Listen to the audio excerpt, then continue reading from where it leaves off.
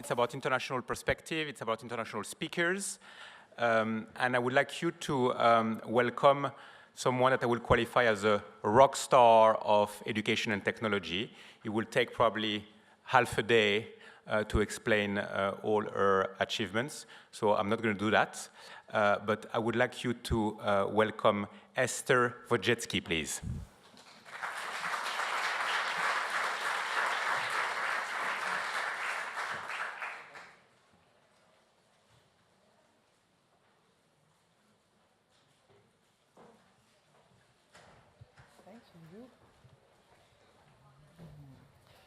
Thank you very much. Well, that was quite an introduction. And thank you very much for that introduction. I'm honored to be here. And thank you for inviting me. And I know you're a very learned audience because yesterday I was at some of those field trips, and I can tell you I was really impressed with the people on those trips. So what I'm going to do is tell you a little bit about what I've discovered. I've been teaching for 33 years. Actually, I'm afraid to say that frequently. It's like, oh no, how old is she after all? Anyway, so my goal here is to tell you a little bit about how to create learning environments that work. And it's based on my experience. And this is the first thing that I think we need to think about, and a lot of people don't think about it. So what really is learning? So here's two really famous people. Ben Franklin, tell me and I forget. Teach me and I may remember. Involve me and I learn. So if you remember anything from this entire day, that's probably what you should remember. Winston Churchill said pretty much the same thing. I'm always ready to learn, although I do not always like being taught. And I think we can all relate to that. No one really likes sitting there for long periods of time and listening. So the question you have to ask yourself, I know a lot of you are in education and education tech, and I think it's amazing what we're doing.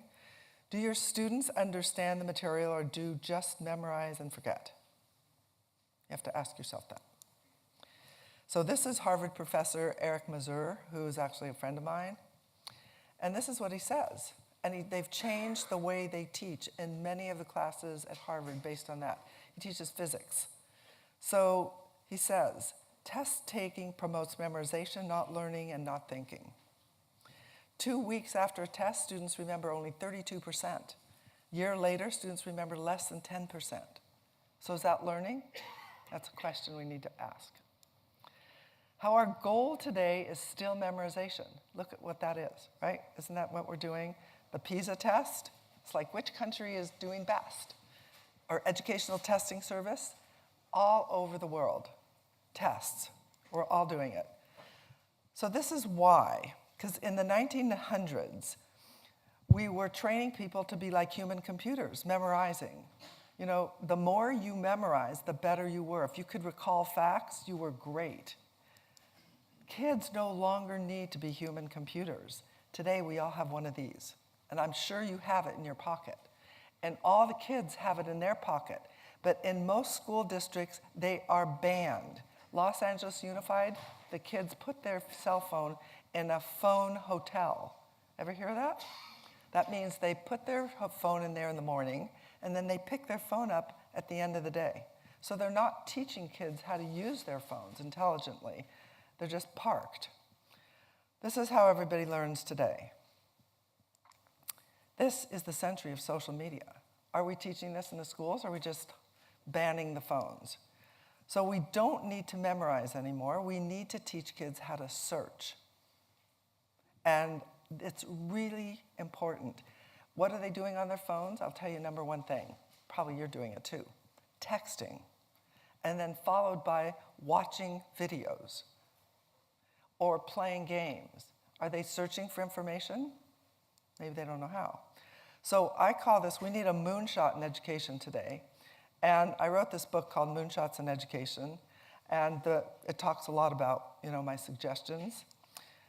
It's based on President Kennedy, 1961, in which he said, the world needs a moonshot not because it's easy, but because it's hard, and because it's one we cannot afford to postpone and one we intend to win. We need a moonshot in education today. And we need a moonshot because the world has changed dramatically. How we learn has changed dramatically. Those kids are coming to our classes and they know a lot because they're on their phones and they have electronic devices, their computers. So what we need to learn has also changed. We no longer need to memorize. We need to understand so we can learn it. This is what we need to learn. And you have to ask yourself, can you learn this by reading a book? How about risk-taking? Can you read an essay about risk-taking and then become a good risk-taker? Or how about networking? Oh, I'll read a book and then just be a good networker. Or conflict resolution. All of these are things kids need to learn. So this is why we're teaching.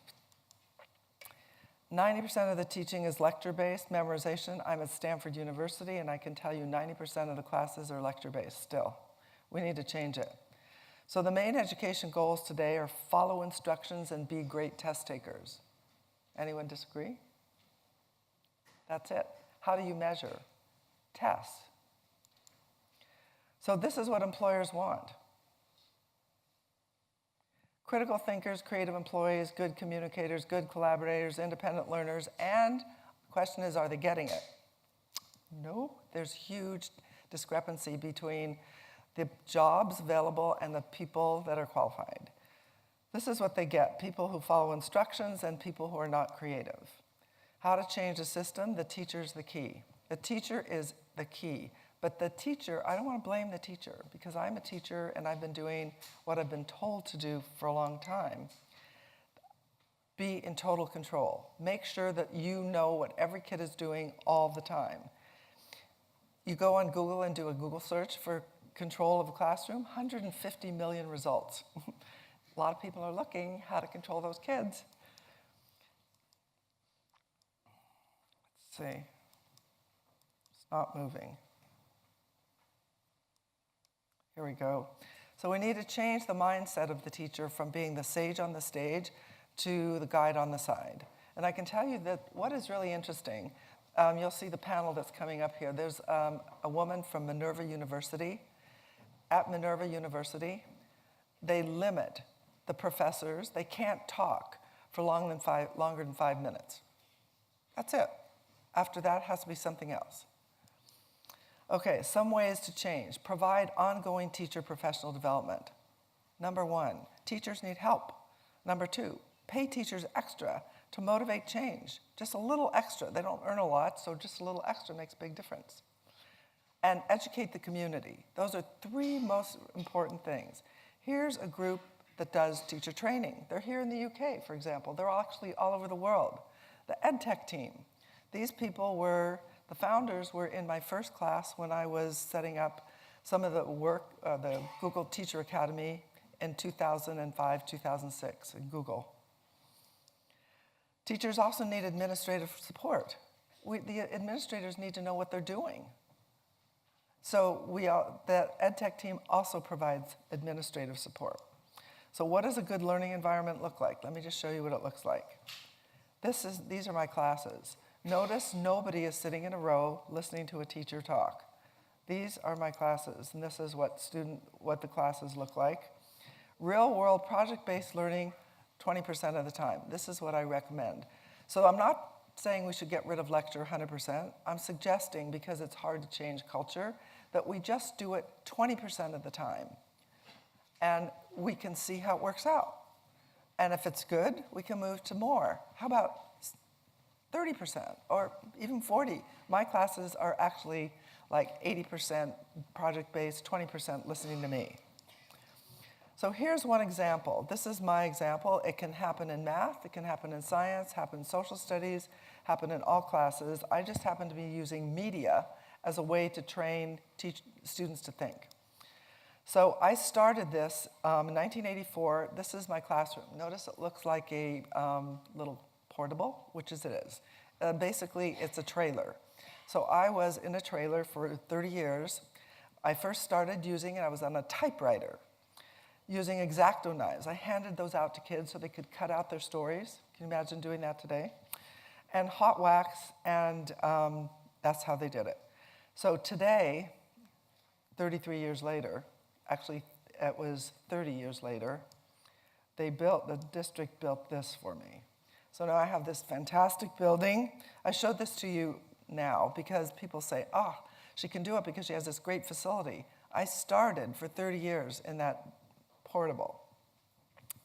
Yes, I do have a beautiful building today. I started with 19 kids. Today I have over 600. 10 publications, newspaper, magazines, websites, television, radio, video production, all run by students. It's all project-based. And I've got 6 other media arts teachers. It's the largest media program in the nation. It's also being expanded to University of Oregon, and the museum in Washington, D.C. is also doing it with me. This is what it looks like in the building. Does this look like a classroom? How about that? It's hard for somebody to lecture in something like this. I have 3 of these computer labs. Back in the old days, I had computer lab in the other part of campus. So I had to get to the computer lab. I actually got myself a scooter. So I was scooting around campus on the scooter to get to the computer lab. Notice these chairs. What's unusual about them? Wheels. You cannot keep those in a row. The kids get together easily in groups. It's really hard. So the ideas, the furniture supports it. So how do I assess? No testing. This is the student work. Check this. Every 2 weeks, 28 pages, 3 sections, produced by students. They are 14, 15, 16, 17 years old. They can do it. Look at the quality of the work. Look at the ideas. They come up with their own ideas. Here's other example. And more. These are just, it comes out all the time. So there's a lot of examples. But this is, they do the graphic design, they do story ideas, they do everything. Can you imagine the skills they're learning? So they all get jobs, actually, in Silicon Valley. A lot of companies hire them. Well, I tell them to go to college too, but they hire them right out of high school. So this is just one of the publications. Here's another one. It's called the C Magazine. And the question is, how does a school support this? Kids sell advertising. Why do they sell advertising? This is, the whole world depends on advertising. It's a capitalistic society. They have to learn to do it. They can't publish unless they sell the advertising. And they learn a lot from doing this. This is the website. This is the magazine again. There's another magazine called Verde. So this is Arts and Entertainment magazine. This is Sports magazine. This is Foreign Affairs magazine. Photography magazine. We broadcast daily television news, all done by kids. Top awards in the nation. So if you give kids control, it doesn't mean you lose quality. In fact, you gain quality because one of the #1 problems is they want it to be perfect. Columbia Scholastic Press Association gives out the Gold Crown Awards. Who pays for it? As I said, self-supporting. They do it. Students learn entrepreneurial skills. Peer pressure keeps them motivated. They control the publication. Teenagers, #1 thing controlling them, peer pressure. They do a project that is outward-facing, they're definitely going to want to have it look perfect. This is what I use for content creation, Google Docs, communication, Google Groups, Google Sheets. They manage the whole thing. These are the skills for life they learn, the 4 C's, collaboration, communication, critical thinking, creativity. Few of the graduates. This is Jeremy Lin. He's a basketball player. You don't have to go into journalism. You go into whatever you want. You empower them. He is the Economist media reporter. He's actually here in London now. She is a journalist for something Recode. It's a website. Noah Snyder, lead reporter in the Ukraine for the New York Times. And this is my most famous student, James Franco, the actor. And he also credits this program for giving him the power to do what he wanted to do in life. And this is what he said. He wrote the introduction to my book. She showed me I could take my dreams as seriously as I wanted. Everybody needs a teacher that can do that. It's really important. So, for this conference, it's a great conference. It's a great people that are here. I was so impressed with everyone I met. How can we as educators and actually tech creators help all kids take their dreams seriously? Give them some power. Give them some freedom in the classroom. Give them 20% time. And this is the philosophy in my classroom. Trick. Just remember this one. Trust, respect, independence, collaboration, and kindness belongs in every single class. How can we create learning environments that work for teachers and students? So that's what we're going to talk about now with the panel. So thank you very much.